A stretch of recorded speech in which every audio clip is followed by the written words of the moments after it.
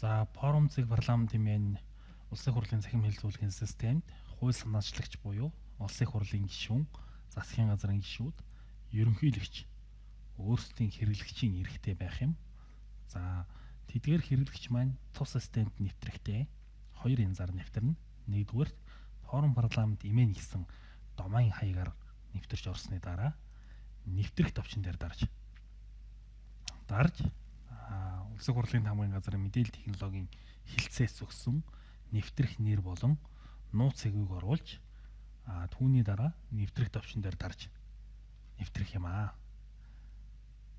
За нөгөө нэг арга нь болохоор форум цэг парламент хэмээн системийн админ буюу C panel хэсэг рүү нэвтрэх боломжтой. Үүний тулд форум парламент хэмээн C panel гэсэн хаягаар хандна. За түүний дараа нэвтрэх нэр болон нууц үгээ оруулнаа. За нэвтрэх нэр нууц үгээ оруулсны дараа мэдээж нэвтрэх товчон дээр дарнаа. За ингэснээр хэлэлцүүлгийн системийн удирдлагын хэсэг рүү нэвтэрнэ.